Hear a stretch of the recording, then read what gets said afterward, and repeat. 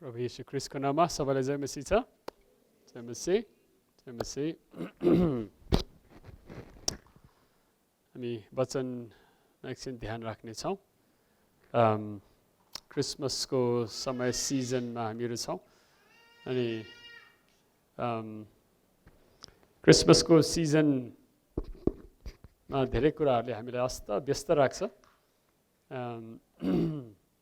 ती व्यस्तताहरूमा आज हामीले मुख्य कुराहरूलाई ध्यानमा राख्नु चाहिँ महत्त्वपूर्ण हुन्छ। साथै हामी मण्डली आउनु एउटा उद्देश्य कारण पनि त्यो बन्न जान्छ। Holidays are always busy times and many things occupy our hearts and our mind. So it is important for us to come and sit for a while and listen, not just to what's said from here, but what God's Spirit is doing among us. And I'll say this in English first, and then I'll get into the message. As I prepare the message, as I say what I've just said, I just got back from Lomjung after a wedding there yesterday, and it was 11:30 by the time I got home, and still a little tired. There's a wedding in Lomjung, and it's good, but the roads were the problems coming back. So as things occupy my mind and thinking about church, and of course a message was prepared, and meditating on all of this, and this is something I wanted to say. I said this in English first, as I keep saying that. I'm speaking in English. We are a people that are centered. It's a great big world, and the world of ideas and ideologies. And we as Christians, we come to a center to make our world be centered. Christ has come. And things that we read in the Scripture draws our attention to God and how He helps us make sense of all our world, all the busyness in which we live. And so this is the center where we zoom into God's Word. And we looked at last week about the prophetic tradition, a tradition where God speaks. And in fact, that's the purpose of our series, Christmas of the Old Testament, meaning the people around Christmas were born and raised in the Old Testament, and they made sense of their world. There were people, especially those around Christmas, very keen, righteous, or people looking at God's Word, how that is being fulfilled, and they made sense of their world. And so we come in the same tradition. God's Word and His Spirit dwells here. And everything else that goes around in the world is centered like an axle of a wheel. Then only it can turn well, and this, called it bicycle, that is lined well.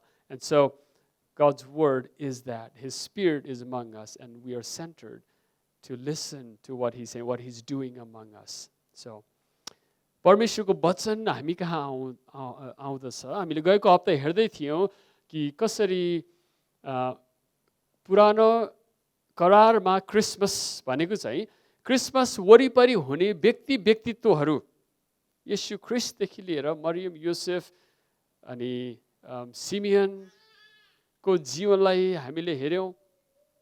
अनि सबै कुराबाट हामीले के कुरा सिक्दै थियौँ त भन्दा हामी परमेश्वरको वचन बाणी पर्खने, सुन्ने, विचार मनन गर्ने अनि जीवनलाई त्यो बाणी वचनको आधारमा केन्द्रित राखेर, वचनको आधारमा लाइनमेन्ट मिलाएर,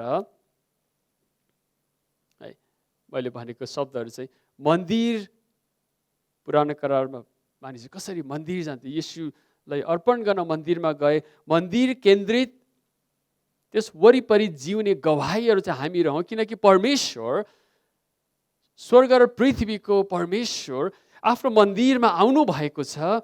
अनि इजरायललाई थाहा होस्, that the world know that God has come in his temple and he reigns, let the earth be glad. परमेश्वर राज्य गर्नुहुन्छ, आफ्नो मन्दिरमा आउनु भएको छ, उहाँको बानी सुनौ र हामीलाई थाहा होस् कि सबै कुरा उहाँले शालोममा, उहाँले सबाथमा, शालोममा उहाँले केन्द्रित गराउँदै हुनुहुन्छ, उहाँले त्यो पुरा गर्नुहुनेछ। अनि यो मैले वचन, यो गएको हप्ताको वचन समराइज गर्दै गर्दाखेरि एफिसी 3 अध्याय याद आउँछ। 3 अध्यायको 10 पदमा पावलले भन्दछन् कि परमेश्वरले सृष्टिदेखिको रहस्य, the mystery of creation, God is revealing through his church at the center. परमेश्वरले सृष्टिदेखि उहाँको उद्धारको योजनाको रहस्य चाहिँ मण्डलीद्वारा प्रकट गर्दै हुनुहुन्छ है। अनि हामी यहाँ आउँछौँ हप्ता हप्ता, दिन दिन, टुक्रा टुक्रा उहाँको प्रकाश हामी थाहा गर्छौँ। अनि त्यो कुराले हाम्रो जीवनमा काम गर्दछ। परमेश्वरले आफ्नो मण्डलीलाई के भन्दै हुनुहुन्छ, what is God saying to his church today and now, हामीलाई हाम्रो माझमा उहाँले के भन्दै हुनुहुन्छ त्यो कुरा सुन्न हामी आएको छ। अब यो भन्दै गर्दाखेरि म धेरै ठुलो भयङ्कर कुरा भन्दैछु, मलाई सुन्नुहोस् भन्ने हिसाबले मैले भनेको होइन, तर हामी एउटा यस्तो समाज हौँ, त्यो समाज एउटा केन्द्रमा केन्द्रित छौँ। अनि मण्डली यसकारण हामी आउँछौँ, हामी सबाथमा उहाँको उपस्थिति थाहा गर्छौँ, परमेश्वरको उपस्थिति प्रेजेन्समा हामी अभ्यस्त हुने मानिसहरू, यहाँ जम्मा हुने अनि अभ्यस्त हुने मानिसहरूको जीवनको भ्याल्युजहरू, महत्त्व, मूल्य, मान्यताहरू संसारको भन्दा अलिकति फरक हुन्छ, अलिकति होइन धेरै फरक हुनुपर्छ। हाम्रो हेर्ने दृष्टिकोणहरू, our perspective and world views चाहिँ उहाँले फरक बनाउनुहुन्छ। अनि त्यति मात्र होइन, हाम्रो दायित्वहरू, यो कुरा हामीले गएको हप्ता हेर्दै थियौँ, हाम्रो भ्याल्युजहरू अनि हाम्रो रिस्पोन्सिबिलिटिज अथवा दायित्व, जिम्मेवारीहरू हाम्रो फरक हुन्छन्। अनि त्यो कुरालाई हामीले क्रिसमसबाट, क्रिसमस एउटा बहाना हो हाम्रो लागि है। यीशु ख्रीष्ट आउनुभयो, उहाँको जीवितपना, उहाँको बाल्यकाल, इतिहासको घटनाहरू, घटनाक्रम प्रसङ्गमा वचन कसरी पुरा भयो, अगमबानीहरू कसरी पुरा भयो भन्ने कुरा मत्तीले हामीलाई देखाउन चाहनुहुन्छ है। मत्ती आज 2 अध्याय तपाईँले हातमा खोलिराख्नुभयो भनेदेखि त्यहाँ हामी केही वचन विशेष कुराहरू हामी यहाँ ध्यानमा राख्नेछौँ। 2 अध्यायको शीर्षकमा ज्योतिषीहरूसँगको भेट भन्ने लेखिएको छ। अनि 1 अध्यायको 22 पदमा हेर्नुहोस् त, एउटा काम मत्तीले गर्दैछ। Matthew is doing something and he explains that in verse 22 of chapter 1 where he says, मत्तीले भन्नुहुन्छ, अगमवक्ताद्वारा परमप्रभुले बोल्नु भएको वचन पुरा हुनलाई नै यी सबै भएका हुन् है। येशूको जीवन बाल्यकाल प्रस्तुत गर्नु छ, तर मत्तीको हृदयमा चाहिँ, मत्तीको इन्टेन्सन, गोल चाहिँ कसरी अगमवक्ताहरूले भनेको शब्दहरू, जुन परम्परामा हामी उभिएका छौँ, जुन सेन्टरमा, जुन मन्दिरको माथामा हामी उभिएका छौँ, परमेश्वरको वचन उहाँले बोल्नुभयो मूसाद्वारा हामीसँग छ, अनि यी कुराहरू कसरी पुरा भए भन्ने कुराहरू उहाँले देखाउन चाहनुहुन्छ। अगमवक्ताहरूको बानी पुरा हुनलाई नै यी कुराहरू भएका हुन्। भन्नुको तात्पर्य चाहिँ मैले मेरो मनमानी कुरा, मेरो व्याख्या, मेरो फिलोसफी, मेरो आइडियोलोजी लेखेर दिएको होइन। This is not my idea. This is not something that happened yesterday and I'm telling you today. And so shall be tomorrow. No, this has been our God has spoken. परमेश्वरले बोल्नु भएको छ अनि हाम्रो माझमा हुनुहुन्छ। अनि यस कारणले तलको घटनाक्रमलाई हामीले हेर्दाखेरि त्यहाँ 1-2वटा व्यक्तित्वहरूको प्रसङ्ग हामी त्यहाँ ध्यान दिन्छौँ। बाइबलमा इजिप्टको प्रसङ्ग चाहिँ यहाँ जोडिएको छ आजको पाठमा है। 13 पददेखि तल हामीले हेऱ्यौँ भने माथि शीर्षकमा मिश्र गमन भनेर लेखिएको छ है। अनि यो वचन अध्ययन गर्दै गर्दै as I study this, Egypt is at the heart of what Matthew wants to show and tell. मिश्र देश है। अनि मिश्र देश भन्ने बित्तिकै बाइबलको प्रसङ्गलाई हामीले ध्यान दिन्छ। त्यहाँनिर 652 चोटि यो शब्द प्रयोग भएको छ बाइबलको प्रसङ्गमा है। अनि मिस्र देश इजिप्टले केही कुराहरू प्रस्तुत गरेको छ, बुझाएको छ। There's certain connotation that comes along with the word Egypt. 652 times the word appears in the Bible. हामीले हेर्दै जाँदै त्यो बुझ्नुपर्ने। सुरुमा हामीले हेऱ्यौँ भनेदेखि अब्राहम जब कनानमा अनिकाल पर्यो, त्यो अनिकालको कारण उनीहरू अब त्यसै त विस्थापित मान्छेहरू है, एउटा पिलग्रिमेज यात्रुहरू उनीहरू थिए, भर्खरै कनानमा बसोबास गर्न आएका थिए। अनिकाल पर्यो अनि सारै आफ्नो श्रीमती अनि उसको बगाल, उसको मुभेबल सम्पत्ति भन्छ के अरे ओल्ड टेस्टामेन्टमा होइन, मुभेबल पोजेसन बोकेर उनीहरू मिस्र देश अन्नको लागि, अनाजको लागि उनीहरू मिस्र देश गए। तपाईँले उत्पत्ति 12 अध्यायमा यो कुराहरू पढ्न सक्नुहुन्छ। अनि त्यहाँ पुगेपछि कसरी सारै चाहिँ एकदमै सुन्दरी थिए, अनि त्यहाँ पुगेपछि ठुलो सम्पत्ति भएको भन्नु, यसरी बसाइ सरेर आएको जमात देखेपछि फारोको कानमा ती कुराहरू पुगे। अनि उसको भारदारहरू जसले उनीहरूलाई भेटे अनि सारालाई सिधै फारोको दरबारमा लगिदिए। अनि फारो है ले उसलाई विवाह गर्न चाहे, फर्स्ट साइट है। तर मोसासँग भेटेपछि अनि उसले चाहिँ बहिनी भनेको थियो। अनि भोलिदेखि चाहिँ भोलिको दिनदेखि चाहिँ मिस्रमा परमेश्वरले विपत्ति पठाइदिनु भयो है। साराईलाई फारोको नजर अनि व्यभिचारको उसलाई राजा सम्राट हो, जे कुछ गर्न सक्छ भनी सोचेको थियो। तर उसको राज्यमा उसलाई विपत्ति, अब के कस्तो त्यो सबै डिटेल म जाँदिनँ। अनि त्यो समयमा उसले भन्यो, ऊ त तिम्रो श्रीमती रहेछ, तिमीले मलाई किन आफ्नो बहिनी हो भन्यौ भनेर अब्राहम। अनि त्यो विपत्तिबाट बाँच्नको निम्ति उसले फारोले हुनुपर्छ उनीहरूलाई चाहिएको बाटो खर्च सबै दिएर, अन्न अनाज दिएर आफ्नो देश फर्काइदिए भनिएको छ उत्पत्ति 12 अध्यायमा। मिस्र देशको पहिलो है भनेदेखि दोस्रो पक्षमा चाहिँ हामी प्रस्थानको पुस्तकमा आइपुग्दछौँ। प्रस्थानको पुस्तकको 1 अध्यायमा चाहिँ कसरी त्योभन्दा अगाडि हामीले योसेफको घटनाक्रमहरू थाहा गर्नुपर्छ। योसेफ चाहिँ उत्पत्ति 37 अध्यायदेखि 50 अध्यायसम्म योसेफ कसरी आफ्नो दाजुभाइहरूबाट दासत्वमा बेचियो। अनि ऊ बेचिएपछि उसलाई किन्नेहरूले मिस्र देशमा पुर्याए। मिस्र देशमा पोटिफरको घरमा, सेनापतिको घरमा उसले नोकरी गर्न थाल्यो, काम पायो। अनि त्यहाँको घटनाहरू सबै दोहोऱ्याउन चाहदिनँ। यसरी दास बनाएर लगिएको व्यक्ति मिस्रमा गएर बस्दाखेरि उसलाई धेरै सहनु पर्यो है। अनि कसरी झ्यालखानामा ऊ पर्यो 2 वर्षसम्म, उसले भुलै नगरिकन पनि ऊ झ्यालखानामा आफ्नो जीवन 2 वर्षसम्म गुजारा गर्नु पर्यो। अनि त्यसपछि हामी त्यहाँ देख्छौँ परमेश्वरले उसलाई आशिष दिनुभएको कारणले ऊ चाहिँ फारोको दरबारमा पुग्यो। फारोको दरबारमा है पुरै मिस्र साम्राज्यको प्रशासक, प्रधानमन्त्रीको जिम्मेवारी उसलाई दिएको थियो। अनि योसेफ मिस्र देशमा उसको जीवन फलिफाप भयो है। 7 वर्षको अनिकालको समय अगाडि 7 वर्षसम्म धेरै प्रशस्त अन्न अनाजहरू त्यहाँ उत्पादन भयो, जुन चाहिँ योसेफले व्यवस्थापन गर्नु परेको थियो। अनि मिस्र देश भन्ने बित्तिकै यी कुराहरूमा दिमागमा आउँदछ कि कसरी अनिकालसँग जोडिएको त्यो देश है। अरू ठाउँमा अनिकाल पर्दा प्रशस्तताको देश हो। अनि योसेफ त्यहाँ पुग्यो, उसको दाजुभाइहरू कनानबाट मिस्र देशमा पुगे। अनि त्यहाँ उनीहरू बसोबास गर्न थाले। मिस्र देशको सबैभन्दा असल फलिफा भएको ठाउँमा चाहिँ उनीहरूलाई जग्गा दियो। उनीहरू त्यहाँ वृद्धि हुन थाले। 400 वर्षसम्म उनीहरूको वृद्धि भयो। अनि मिस्रमा परमेश्वरले योसेफ र उसको दाजुभाइहरूलाई प्रशस्त आशिष दिनुभयो। अनि त्यो आशिषको माध्यमबाट जिउँदै गर्दाखेरि है 400 वर्षको अन्तरालमा ती कुराहरू जुन उसको जीवन, परिवार, खानदानलाई आशिष थियो, त्यो कुरो चाहिँ उनीहरूलाई श्राप बन्न अथवा दासत्व बन्न पुग्यो है। अनि मिस्र देशको कुरा यो विचार चर्चा गर्दै धेरै लामो 37 अध्यायदेखि 40 अध्यायसम्म विचार गर्दाखेरि यो अवश्य पनि विशेष कारणले ती कुराहरू लेखिएका छन्. I'm talking about the story of Joseph going into Egypt and what all that happened there. Began as a slave, and then he came to the highest post in the nation, in the empire.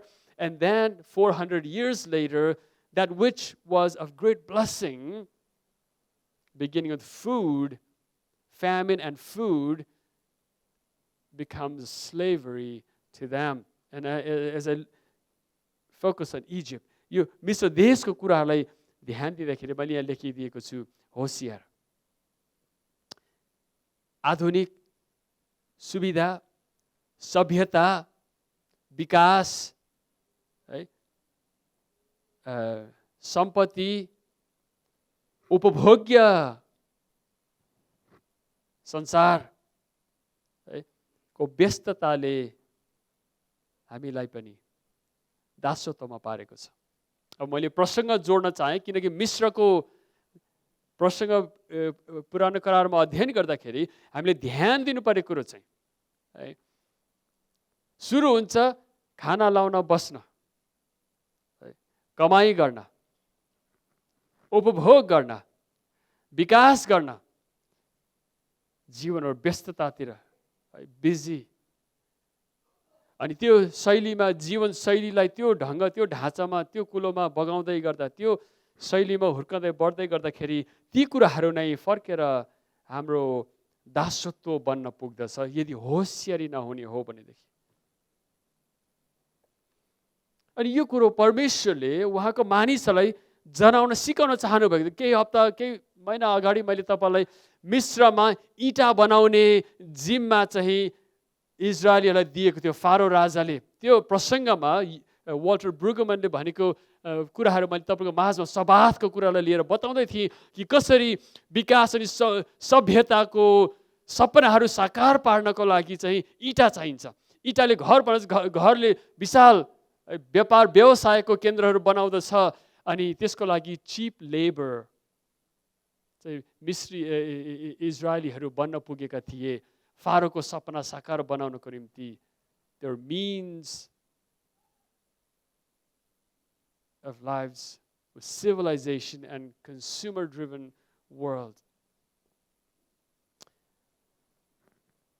अनि यो प्रसङ्गमा विचार गर्दै गर्दा कि हामी होसियारी बनाऊ कि हाम्रो व्यस्तता चाहिँ, आज हामी मण्डलीमा छौँ, यी कुराहरू सुन्दैछौँ, हाम्रो व्यस्तताको जीवनले हामीलाई दासत्वतिर तानिरहेको छ.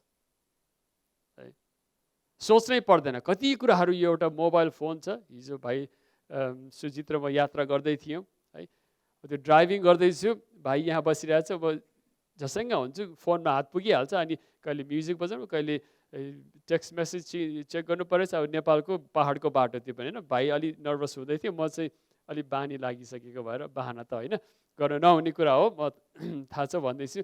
तर कस्तो भने यो जीवन चाहिँ यो स्मार्टफोनको स्लेभ बनिसकेको छु क्या म चाहिँ. सानो कुरा भन्नुपर्दा स्मार्टफोन हातमा छ, सबै सारा संसार त्यहाँ सोरेर त्यो एउटा स्क्रिनमा आएको छ. ब्याङ्क पनि त्यहीँ छ, चाहिएको एप्स पनि त्यहीँ छ, च्याट गर्नु पनि त्यहीँ छ, फोन गर्नु पनि त्यहीँ छ, मेसेज पनि, इमेल पनि त्यहीँ छ. अनि सारा व्यस्तताको एउटा माध्यम. We become slaves to our smartphones. I was just noticing how my manners have changed. होस गर्नुहोस्, होसियारी हुनुहोस्. ईश्वरको ठाउँ लिने मूर्तिहरू, ईश्वरको ठाउँ लिने मूर्तिहरू सजिलै हाम्रो हातमा आइपुग्दछन्. वाल्टर ब्रुगमनको एकदम विशाल असल विचारहरू उहाँले विचारहरू राख्नु भएको छ सभातकै विषयमा है. God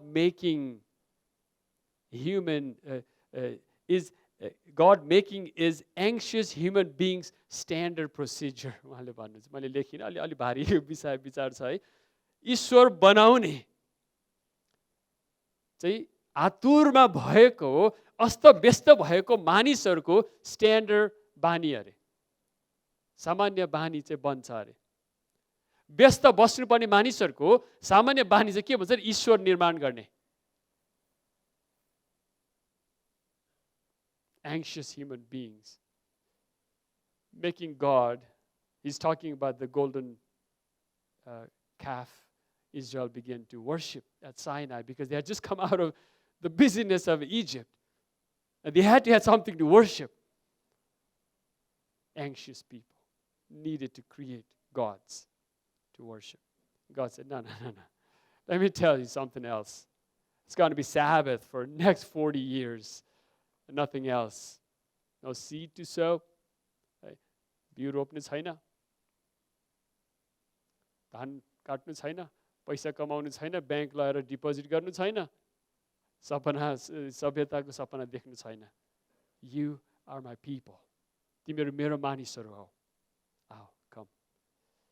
परमेश्वरको बानी हामी कहाँ यसरी आएछ. प्रिय आजको यो वचन सुन्नुको खाँचो मैले यही नै बताउन चाहेको हो कि दासत्वबाट छुटकारा दिन येशू आउनु भएको छ. आमेन. Christ is coming. येशू ख्रिस्ट किन आउनु भयो? दासत्वबाट छुटकारा दिनको निम्ति येशू आउनु भएको छ. प्रियहरू, होसेया 11 अध्यायको 1 पदले भन्छ, मैले आफ्नो पुत्रलाई मिस्रबाट बोलाएँ. मैले आफ्नो पुत्रलाई मिस्रबाट बोलाएर ल्याएँ. परमेश्वरको उद्धार चाहिँ यसरी आउँदो रहेछ. प्रियर, this is the way of God's salvation. Egypt is in the backdrop. इजिप्टबाट मेरो पुत्रलाई मैले बोलाएँ. मत्ती 2 अध्यायमा आइपुग्दाखेरि 13 पद. अनि यो प्रसङ्ग मिस्र गमनको ब्याकग्राउन्डमा हामीले हेर्दाखेरि ज्योतिषीहरू पूर्वबाट आएका छन्. उनीहरू चाहिँ ज्योतिष शास्त्र पढेको, जानेको, बुझेको, अनि आकाश ग्रह नक्षत्र हेरेर संसारको गतिविधिहरू केलाउने मानिसहरू हुन्. उनीहरू शिक्षा छ, तर त्यो कुराहरूमा उनीहरूको शिक्षाको सीमितता छ. Right? They have studied astrology. Not wise men, but smart in this way. है, उनीहरू त्यो कुराहरू सिकेर अनि यात्रा गर्दै आएको. यात्रा गर्नु सजिलो कुरो थिएन त्यो समयमा. त्यो पनि विदेश यात्रा गर्नु भनेको चाहिँ एकदमै धनी मानिसहरूले मात्र गर्न सक्ने. अनि त्यो पनि अलिकति पहुँच पुगेको, किनभने धेरै राज्य, राष्ट्र, सेना, चोर डाकुहरूको सामना गर्दै यात्रा गर्नुपर्छ, जो कोही यात्रा गर्न सक्दैन थियो. उनीहरू ठुलो जमातमा ठुलो सम्पत्ति अनि ठुलो हाँक प्रदर्शनी देखाएर मात्र यात्रा गर्न सम्भव हुँदथ्यो. यस कारणले हुनुपर्छ उनीहरू यहुदा प्रान्त प्रवेश गर्ने बित्तिकै सिधै राजा हेरोदको सरोकारमा आउनु पर्यो. यत्रो ठुलो जमात, यति धेरै सरसामान सम्पत्ति लिएर कहाँ गएका हुन्, किन आएका हुन्. अनि राजाको दरबारमा पुग्दाखेरि त्यो कुरा हामी 2 अध्यायको प्रसङ्गमा देख्दछौँ है. अनि राज दरबारमा पुग्दछन् अनि राजासँग उनीहरूको सरोकार हुन्छ. 2 अध्यायको 2 पदमा यहुदीहरूको राजा भई जन्मने कहाँ हुनुहुन्छ? उनीहरूले सोधेका छन्. कहाँबाट कस्तो आवाज विचार लिएर यिनीहरू पूर्वबाट आएका छन्? यहुदीहरूको राजा, म यहीँ उभिरहेको छु. अनि जन्मनु हुने चाहिँ कहाँ हुन्छ? राजालाई गएर भन्नु. अब यो कति मूर्खता त नभन्नु, यहाँनिर ठुलो राजनीतिको विशाल विषय छ नि त. राजा यहीँ छु, आफ्नो देशमा राजा जन्मेको छ, कहाँ छ भनेर विदेशबाट आएर विदेशीहरूले सोध्ने. मूर्ख पनि होइन, ज्ञानी व्यक्तिहरू नै भनौँ न, होइन, ज्ञान भएको.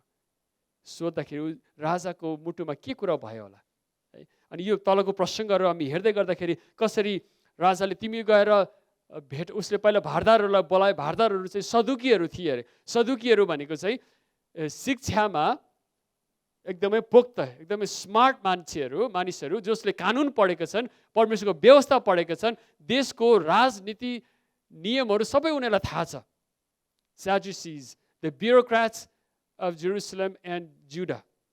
ब्युरोक्राट्स भने मैले, होइन, त्यो हामीले त्यो भाषा त बुझ्छौँ नि, ज्ञान बुद्धि भएको बुझेको मानिस. अनि कहाँ हुने हो? 6 पदमा हामी देख्छौँ. 5 पदमा उनीहरूले भने यहुदाको बेथलेहेममा, किनभने अगमवक्ताहरूले भनेका छन्. याद गर्नुहोस् 1 अध्यायको 20-22 पद अघि मैले पढेँ. अगमवक्ताले भनेका छन्, ए बेथलेहेम, यहुदाको गाउँ है, त्यहाँबाट शासक आउनेछ. बेथलेहेमबाट शासक जन्मनेछ. अनि राजाको मुटु थरथरी कामिरहेछ. ती ज्योतिषीहरूलाई गएर उसलाई भेट, अनि आएर मलाई पनि भन, म पनि गएर दण्डवत गर्नेछु. अब उसको मन मुटु भित्र के कुरो छ हामी त्यो कुरा हेर्दैछौँ है. राजाको मनमुटुभित्र के कुरा छ, राजाको मन चाहना स्वार्थमा के कुरा रहेको छ। यरुसलेमको राजाको हृदयमा भएको कुराहरू हामी यहाँ वरिपरि हेर्दै गर्दा विचार गर्दै गर्दा कि 13 पदमा आइपुग्दा हामी थाहा गर्छौँ तिनीहरू ज्योतिषीहरू गएपछि परमप्रभुको एउटा दूत सपनामा योसेफ कहाँ देखा परे र तिनले यसो भने, उठ सानो बालक र उहाँकी आमा मरियमलाई साथमा लिएर मिस्रबाट गइहाल, तिमीलाई मैले नभनेसम्म त्यहीँ बस, किनकि हेरोदले बालकलाई मार्न उहाँको खोजी गर्न लागेको छ। स्वर्गदूतले योसेफ कहाँ आएर भन्नुहुँदछ कि जब ज्योतिषीहरू आफ्नो देश फर्के है, हेरोद राजाको दरबारमा फर्केर उसलाई सूचना दिएनन्, तर उनीहरू सुटुक्क लुकेर अर्कै बाटो भएर फर्के हैन। अनि परमेश्वरको दूतले योसेफलाई भन्नुहुन्छ, बालक र उहाँकी आमालाई लिएर मिस्र देश गइहाल, किनकि राजाले उसलाई मार्न खोजिरहेको छ। जब यो कुराहरू हामी यहाँ पढ्छौँ, राजाको मनमुटु हृदयमा के कुरा छ भन्ने कुरा विचार गर्दाखेरि राजा न हो है, ऊ भित्र राजनीति छ, पोलिटिक्स छ, ऊ भित्र आफ्नो स्वार्थको कुराहरू अनि त्यसको चालखेलहरू उसलाई थाहा छ। अब के गर्ने, कसरी गर्नुपर्ने हो उसले बुझेको छ, उसले गर्न चाहेको छ। त्यो पनि यरुसलेमको यहुदाको राजा। यो प्रसङ्ग एकदम महत्त्वपूर्ण छ, किनभनेदेखि यरुसलेम यहुदा चाहिँ राजाहरू जन्मने स्थल हो, राजाले राज्य गर्ने राजधानी हो। Jerusalem is a capital where kings are born and they rule from. Important connotations here. When we talk about kings of Jerusalem and Judea and Israel, things that have been spoken about that place, we remember the resounding words, phrases from the Old Testament. The shepherds of Israel and Judah. यहुदाको गोठालाहरूको विषयमा धेरै अगमबानी भएको छ प्रियहरू, किनकि शासकहरू यहाँबाट आउँदछन् अनि उनीहरूले गर्नुपर्ने के हो, परमेश्वरले चाहेको कुरा के हो, के हुनुपर्ने भन्ने कुरा परमेश्वरले स्पष्ट पुरानो करारमा ती सदुकीहरू जसले रात दिन घोरिएर अध्ययन गर्ने, विश्वविद्यालयमा पढ्ने कुराहरू तिनै थिए, उनीहरूले बिराएका थिएनन्। अनि जब राजा र सदुकीहरू ब्युरोक्राट्सहरू भेट हुँदछ, राजनीति कस्तो हुनुपर्ने हो, what sort of politics should there be, कस्तो हुनुपर्ने राजनीतिहरू है, इजरायलको गोठालाहरू कस्तो हुनुपर्ने हो भन्ने कुरा वचनमा प्रशस्त छ। धिक्कार इजरायलको गोठालाहरू जसले न त आफ्नो सृष्टिकर्ता ईश्वरलाई चिनेको छ, न उसले मानिसहरूको शान्ति समृद्धिको आधार र मुहान नै उसलाई थाहा छ। यो विडम्बना, धिक्कार इजरायलको गोठालाहरू जसले आफ्नो सृष्टिकर्तालाई चिन्दैन, कुकुरले आफ्नो मालिक चिन्छ, यसै एक अध्यायले भनेको छ। गधाले आफ्नो मालिकलाई थाहा पाउँछ, चिन्छ, तर मेरो प्रजाले मलाई चिनेन। त्यसपछि यसै 6 अध्यायमा परमेश्वर आउनुहुनेछ, 7 अध्यायमा इम्यानुएल परमेश्वर आउनुहुनेछ, 9 अध्यायमा है परमेश्वरको ज्योति हाम्रो माझमा त्यस बालकदेखि आएको छ। तर धिक्कार इजरायलको यरुसलेममा राज्य गर्ने राजा जसले आफ्नो सृष्टिकर्तालाई चिनेको छैन, अनि मानिसहरूको शान्ति समृद्धि फस्टाउने फलिफाप हुने आधार मुहान माध्यमहरू उसले चिनेको छैन। Woe to the king out of Jerusalem who does not know who king is and what brings peace to this people. इजरायलको गोठालाहरू 16 देखि 18 पदमा त्यही कुरा हामी पाउँदछौँ। हेरोद राजा ज्योतिषी तिनलाई छकाएको कुरा थाहा पाए हेरोदले, अनि तिनी रिसले चुर भए। ज्योतिषीहरूबाट थाहा भएको समयदेखि है उसले 2 वर्षभन्दा मुनिका सबै बालकहरूलाई बेथलेहेम र वरिपरिको इलाकामा मार्ने हुकुम दिए। उसको दिमागको, उसको राजनीतिको क्षेत्रफल, the sphere of his influence, he had babies killed. So much in the backdrop, you can hear that resounding. यसको पछाडि के कुराहरू छ? बालकलाई मार्नको निम्ति राजा सुरिएको छ। उसको स्वार्थमा के कुराहरू छ? छर्लङ्गै देखिएको छ। के राजाले चाहे भने मार्न नसक्ने कोही छ र राज्यमा? तर उसको राज्यको क्षेत्रफल छ, ऊ सीमित छ। परमेश्वर त्योभन्दा महान माथि हुनुहुन्छ। उहाँले आफ्नो बालक, एउटा सुत्केरी जवान स्त्री, गरिब योसेफ र मरियमको सुरक्षा संरक्षणमा परमेश्वर लागि पर्नु भएको छ। परमेश्वर लागि पर्नु भएको छ। के को लागि? एउटा गर्भवती, एउटा सुत्केरी स्त्री, गरिब आमा बुवा, सानो बालक। परमेश्वरको मुटु, मन, हृदय चाहिँ के कुरामा छ? हामी यहाँ देख्दैछौँ नि है, त्यो कुरा हेर्ने हाम्रो स्वार्थ यहाँ छ। हेरोद राजाको राज्यकालद्वारा नै परमेश्वरले ख्रिस्टको राज्यको तरिकाहरू, महत्त्व, मूल्य, मान्यताहरू हामीलाई देखाउनु भएको छ। Through the kingship of Herod, we understand God's kingship and his ways, his values and his ways of covenant love, सृष्टिकर्ता परमेश्वरको मनमुटु हृदय चाहिँ के कुरामा छ? अघि हामीले हेऱ्यौँ योसेफ, मरियम अनि बालकको जीवनद्वारा अनि त्यो राज्य शासन कालको माध्यमद्वारा राजा हेरोद अनि यो कहानीको प्रसङ्गद्वारा परमेश्वरले चाहिँ उहाँको तरिकाहरू, ways of God, परमेश्वरको तरिकाहरू, करार प्रेम गर्नुहुने परमेश्वर, God who loves with covenant nature, करारको तरिकाहरूद्वारा उहाँले आफूलाई प्रकट गर्दै हुनुहुन्छ। किनकि तलको पदहरूले त्यो कुरा हामीलाई देखाएको जनाएको छ। 16 पददेखि अघि हामीले सुरु गर्यो, त्यहाँ कसरी बिलापको कुराहरू छ। 17 पदमा हेऱ्यौँ भनेदेखि तब यिर्मया अगमवक्ताले भनेको वचन, अगमवक्ताहरूको वचन पुरा हुनलाई नै यी कुराहरू भए। परमेश्वरको तरिका, this was ways of God, परमेश्वरको तरिका यिर्मया अगमवक्ताद्वारा, through prophet Jeremiah, God has spoken. यसको प्रसङ्ग बुझ्नको लागि हामीले पुरानो करारको यिर्मया 31 अध्यायलाई हेर्नुपर्छ। किनकि यी शब्दहरू चाहिँ यिर्मया 31 अध्यायबाट लिएको शब्दहरू हामी यहाँ देख्दछौँ। रामामा एउटा शब्द सुनियो, डाँको छोडी छोडी रोएको है, बिलापको ठुलो आवाज। राहेल, रेचल आफ्नो बालकहरूका लागि रोइरहेकी, सान्त्वना तिनले इन्कार गरिन् किनकि तिनका बालकहरू अब रहेनन्। यी शब्द उच्चारणहरू यहाँ पुरा भएको छ भनेर लेखकले भन्दै हुनुहुन्छ।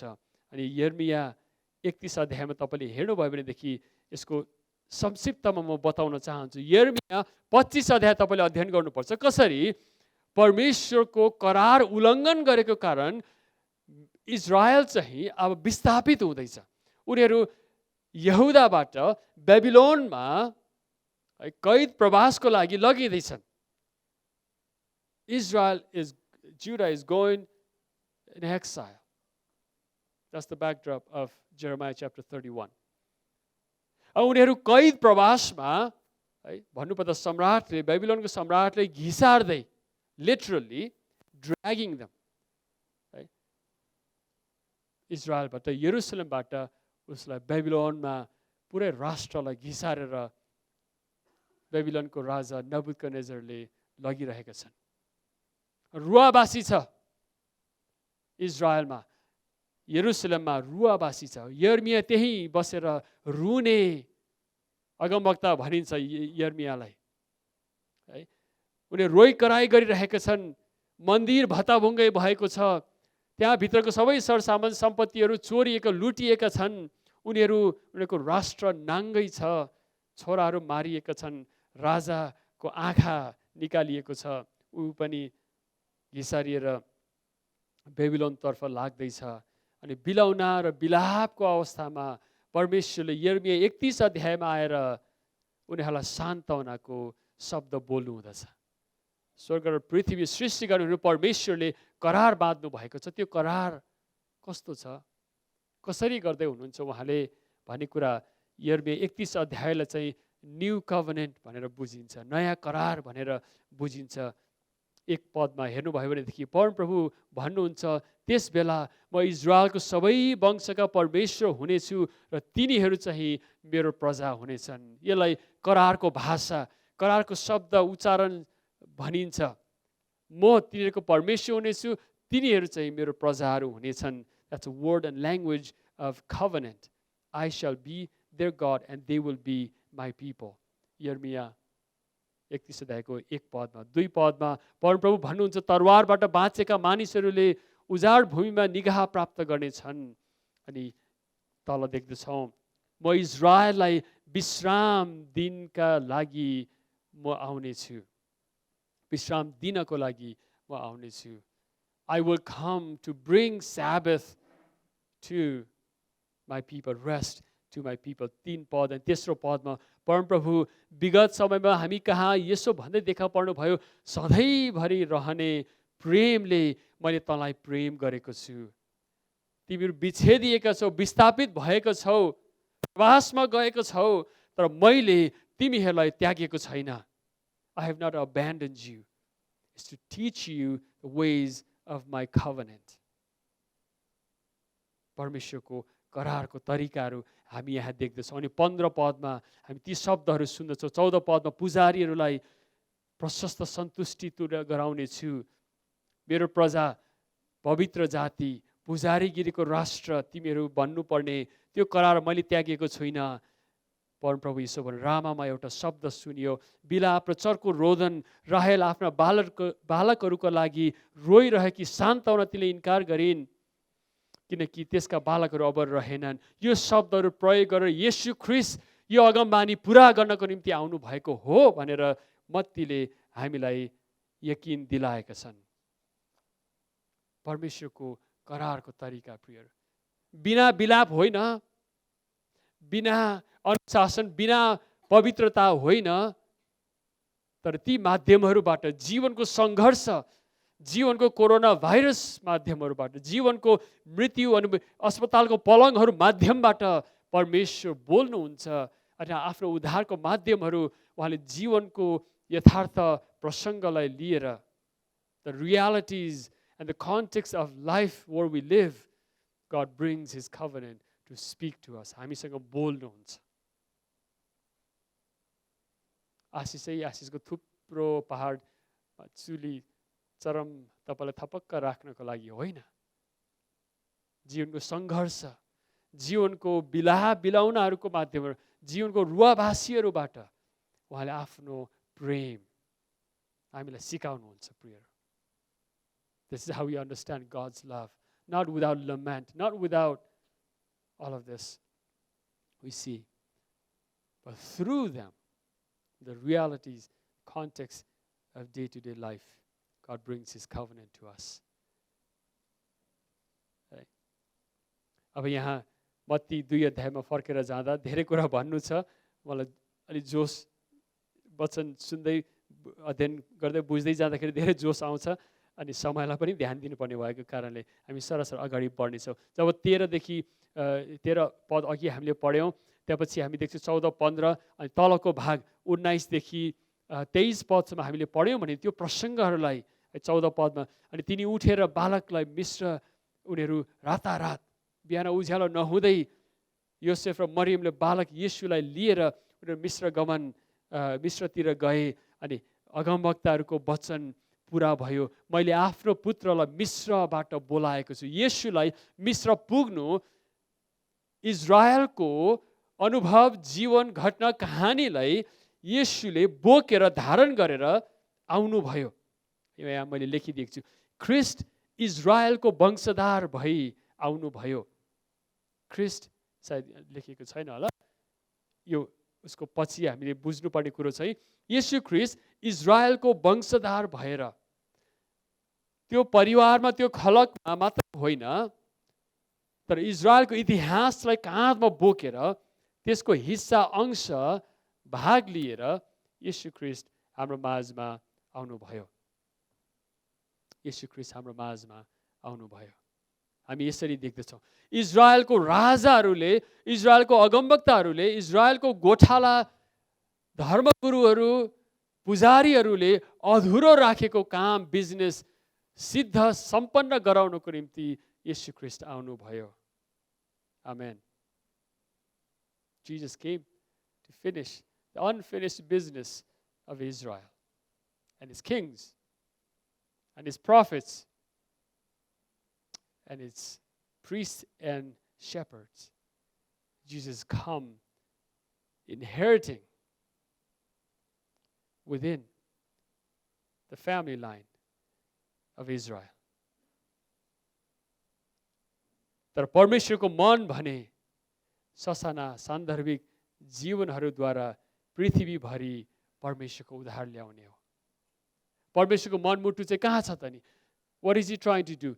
के गर्दै हुनुहुन्छ? परमेश्वरको मनमुटु ससाना सानो बालक, गरिब आमा, गरिब बुवा। अब कति गरिब थिए त मलाई थाहा छैन, तर उहाँहरूले धेरै भेटी चढाउने, जन्तु पशु बलि चढाउने औकात थिएन भनेपछि उहाँहरू गरिब नै हुनुपर्छ भन्ने चाहिँ हामीलाई थाहा छ है, होइन? छोरा नानी जन्माउनको निम्ति गोठमा है, ससाना सान्दर्भिक कन्टेक्स्चुअल जीवनहरूद्वारा पृथ्वीभरि उद्धार ल्याउने कुरा परमेश्वरको मन मुटु चाहिँ ती कुराहरूमा छन्। प्रिय, यो चाहिँ there's a battle, a war in principles and ideologies. हामी यहाँ देख्दैछौँ यस्तो सङ्घर्ष, यस्तो लडाइँ छ। हेरोद राजाको दरबार, यरुसलेमको राजधानीको विषय प्रसङ्ग, अनि एउटा बालक, अनि येशूको जन्ममा चाहिँ ठुला ठुला सिद्धान्तहरूको प्रतिस्पर्धा, ठुला ठुला सिद्धान्त, प्रिन्सिपलहरू जुधिरहेको, आइडियोलोजिजहरू जुधिरहेका छन्। अनि कुन कुरो सही ठहरिने हो भन्ने कुरा हामीले पहिचान गर्नु पर्यो, हामीले यकिन गर्नु पर्यो। आज येशूको जन्म नभएको भए अनि ती चेलाहरूले यी कुराहरू लेखेर नराखिदिएको भए तपाईँ र मैले हेरोद राजा थिए भन्ने पनि थाहा पाउने थिएनौँ।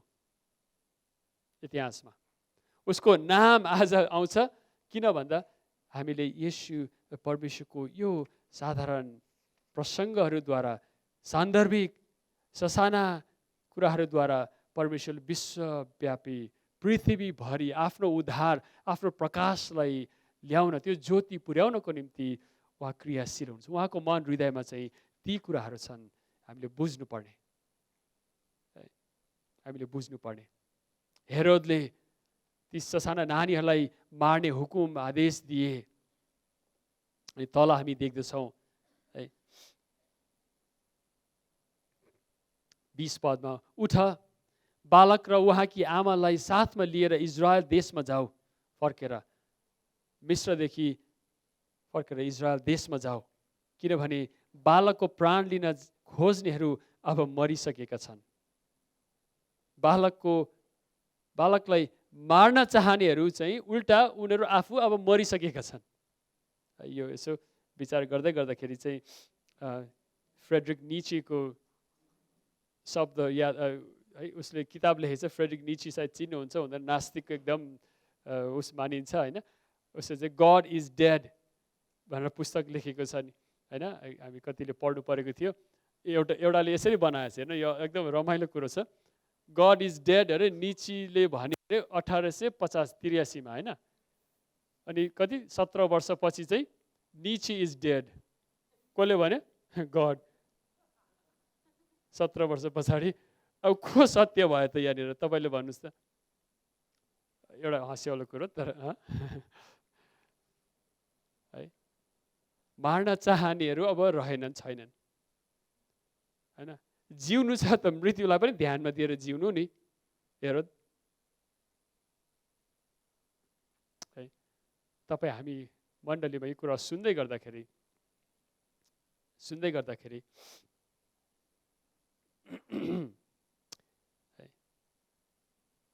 परमेश्वरको योजना प्लान चेस बोर्डमा राजाहरू चाहिँ त्यो पन्सहरू के भन्छ गोटीहरू मात्रै हुन्। चेस खेल्नु भएको छ नि होइन, परमेश्वरको चेस बोर्डमा राजाहरू चाहिँ त्यो गोटीहरू मात्रै हुन् क्या। तपाईँ र मैले सृष्टिकर्ता ईश्वरलाई चिनेका छौँ, उहाँको मन हृदय मुटु हामीले बुझेका छौँ। We're here understanding what is in this Creator God's heart as He reveals Himself through history. हामीले बुझ्दैछौँ, बुझ्यौँ। अब एउटा यहाँ मैले तल लेखेको छु, तेस्रो अन्तिम भाग चाहिँ सधैँ अब हामीले के बुझ्नु, हाम्रो दायित्व के हो त? What is our responsibility as we listen and think about this? हाम्रो दायित्व के हो? पहिलो कुरो मैले यहाँ भन्न चाहेको चाहिँ यी वचन प्रकाशहरूलाई अध्ययन गर्ने, बुझ्ने अध्ययन गर्ने अनि बुझ्ने। परमेश्वरको मनमुटु हृदयमा के कुरा छ यो वचनद्वारा हामीलाई उहाँले देखाउनुहुन्छ। त्यो बुझ्ने, घोरिएर पढ्ने, अध्ययन गर्ने अनि यहाँबाट हाम्रो जीवनको सपनाहरू निर्माण गर्ने। परमेश्वरको उद्धारको माध्यमहरू उहाँले के गर्दै हुन्छ, कसरी गर्दै हुनुहुन्छ भन्ने कुरा थाहा गर्ने। हाम्रो जीवन चाहिँ वचन समर्पित बुझ्न हाम्रो जीवनहरू लगानी हुनुपर्ने रहेछ।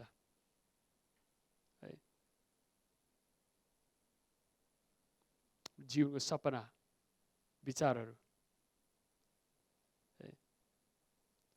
वरिपरि विशाल संसार छ, मानिसहरू आफ्नो आफ्नो ताल गतिमा हिँडिरहेका छन् है। हामी मरियम, योसेफ, बालक उनीहरूको यथार्थको प्रसङ्ग, जीवन, साधारण ससाना जीवनहरूमा उनीहरूले येशूलाई ग्रहण गरेछ। हामीले पनि येशूलाई अध्ययन गर्दा, पढ्दा, बुझ्दाखेरि हामीले स्वीकार गरेको जीवन कस्तो हुन्छ। म विचार गर्दै थिएँ, अनि हिजो हामी लमजुङबाट ड्राइभिङ गर्दै थियौँ, अनि बिच बाटोमा एकजना श्रीमान श्रीमती चाहिँ गाडी कुरिराख्नु भएको थियो। अनि हामीले गाडीमा राख्यौँ, ठाउँ सिट त थिएन। अनि गाडीमा पस्ने बित्तिकै एकदम वस्स रक्सी गनायो है। सुजित भाइ हुनुहुन्छ होला यहाँ। अनि त्यसपछि सोधेँ मैले, ओहो होइन सुर पनि अलि थोरै थोरै लायो हुन्छ नि, यत्रो विधि लाउनुपर्छ? अनि श्रीमतीले भनिहालिन्, ए होइन विदेश जानु छ अनि जान्नेलाई देखाएर आएको अरे है, फुकाएर आएको अरे, फुकाएर। बुझ्नुहुन्छ, हामी नेपालीहरूले बुझ्छ फुक्ने भन्ने हुन्छ नि होइन। अनि त्यहाँ अब रक्सी दिँदो रहेछ, खाँदो रहेछ। अब त्यो उसले भन्नु बहाना दिनु खोजेको, तर अलिक ऊ चाहिँ बेतालको क्या, अब रक्सी टिल्ल। अनि भोलि चाहिँ साउदी जाँदैछ अरे होइन, भोलि साउदी जाँदैछ, आज बाटोमा अल्लमल्ल छ, फुक्नेलाई जान्नेलाई देखाएर आएको जीवन। मैले सोच्दै थिएँ, अब एकछिन ध्यान विचार गर्दाखेरि होइन हो। अनि मैले छोटो शब्दमा भनेँ, तपाईँले यस्तो गर्नुभयो, यस्तो यस्तो छ जीवन, हेर्नुहोस् एकचोटि चर्च जानुहोस् है, अनि पास्टर पादरीले प्रार्थना गर्न माग्नुहोस् है। तपाईँको अहिलेको एक दुई दिनको समस्या होइन यो है, आजीवन बोकेर हिँड्नु छ। तपाईँले मण्डलीमा गएर प्रार्थना गर्नुहोस्, बरु यी कुराबाट निको छुटकारा हुन्छ। अब म सोच्दै थिएँ, त्यो साधारण बाटो हिँड्ने, आफ्नो जीवन सरुका लिएको मानिसहरूलाई कुन उपायले, कसरी सुसमाचार उनीहरूको जीवन हृदयहरूमा प्रवेश हुन्थ्यो होला। आज तपाईँ र मैले पनि सोच्नुपर्ने, हाम्रो जीवनको सन्दर्भ प्रसङ्गहरूमा येशू ख्रीष्टको सुसमाचार, येशू ख्रीष्ट आउनु भएको छ, हामीले कसरी बोल्ने, कसरी मानिसहरूमा पुर्याउने, कसरी जिउने, ताकि उनीहरूको जीवन चाहिँ ती श्रापहरूबाट येशू ख्रीष्टमा उद्धार बाँच्न सकेको होस्। यो समय सिजनमा हामी क्रिसमसको वरिपरि क्रसवे चर्चमा हामी सुसमाचारको प्रचारको अभियानहरू राख्दछौँ है। अनि नजिक दिनहरूमा हामी धेरै मानिसहरूलाई सुसमाचार सुनाउन जानेछौँ, उहाँहरू आउनुहुनेछ। अनि हामीले यसरी हाम्रो जीवन, हाम्रो दर्शन, हाम्रो मूल्य मान्यताहरूलाई मध्यनजर राखेर सुसमाचार लिएर हामी जानु छ। कसरी? हाम्रो आफ्नै जीवनको सङ्घर्षहरू, आफ्नै जीवनको रियालिटिज, परिपाटहरूलाई सहेर एउटा रिजिलियन्सबाट, यहाँबाट उत्पादन भएको गवाहीहरू, हाम्रो जीवनको प्रसङ्गहरूबाट हामीले जिएको जीवनबाट गवाही दिन कि येशू ख्रीष्ट जीवित हुनुहुन्छ। तपाईँले विश्वास गर्नुहोस्, मेरो जीवन यसरी परिवर्तन भएको छ, तपाईँको पनि उहाँले परिवर्तन गर्नुहुनेछ, किनकि हामीलाई प्रेम गर्नुहुने ईश्वर हाम्रो माझमा आउनु भएको छ। आमेन।